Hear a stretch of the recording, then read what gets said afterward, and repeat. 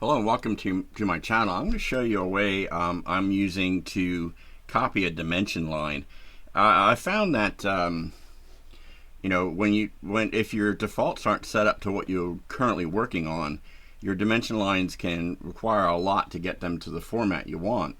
Anywhere from 5 to 15 clicks or so, and that's just a guess. Of course, if you're working on a long-term project and that's all you're working on, this isn't an issue. But if you're like me and I switch between projects frequently, it's an issue. So what I do is I do my first dimension line that I copy, and then you can link it to an object, copy it and link it to another object. I'm going to show you how I did that.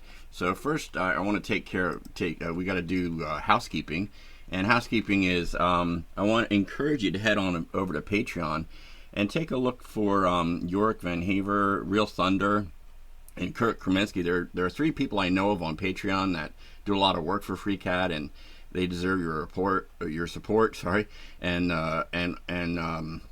let's make them wealthy from FreeCAD so that we get more great features. And I have a Patreon as well. I'm not as deserving as they are, though. I'll be honest. But anyway, so this was a neat trick that I used often, and I was doing this in response to a Patreon request about how to link the size of one object to the size of the other when there's not an obvious, a measurement in Sketch is easy to link to, like you type Sketch and then the constraint and then the constraint name, but how would you link the length of this to this?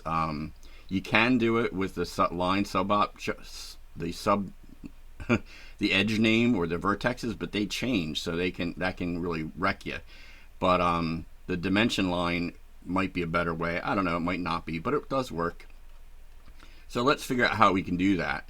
So let's get rid of the one I've already created and let's create another one. So I'm going to start by copying this, and we'll just do a right click copy.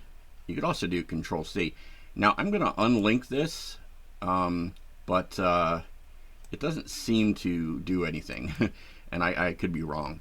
So now when I paste, so let's do a right click, let's do a paste, and maybe that'll work this time instead of Control V. Yeah, so you see it's still linked to the first cube or box.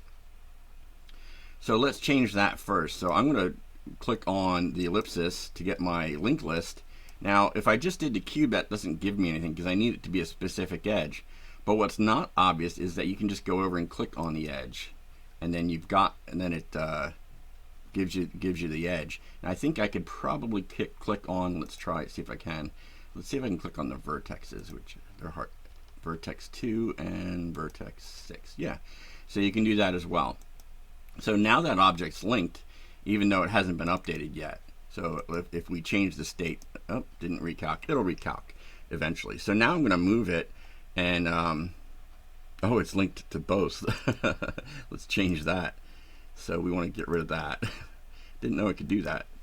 So now I'm going to move it. And so what I did was I selected it moved itself. I didn't think it would do that.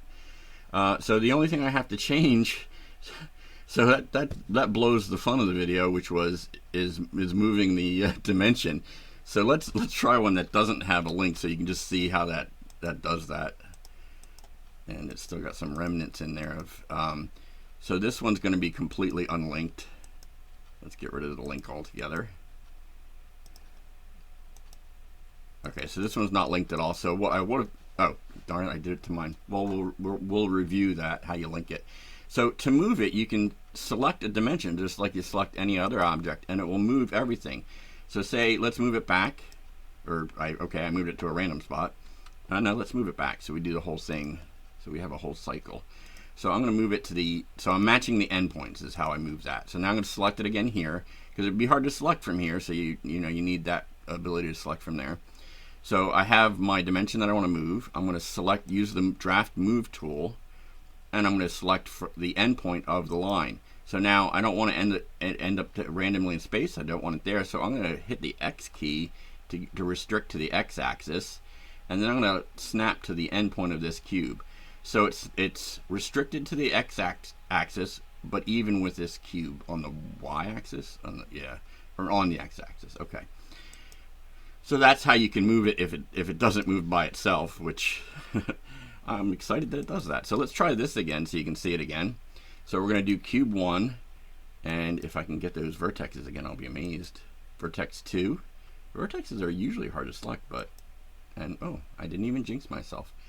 Okay, so now now it's locked to that. So now when I change this, when I change the length of this cube, the dimensions should change with it, and it does. Excellent. So the last thing I'll do is, so instead of copying a whole bunch of stuff, now all I have to do, or instead of changing, arrow type, arrow size, because everything I had was wrong. The only thing I have to do is flip the text. Let's find that. I think that's flip text. Yep.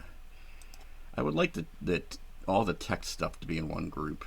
I tried to code that, but lost it. So, and then let's change it to blue to make it match.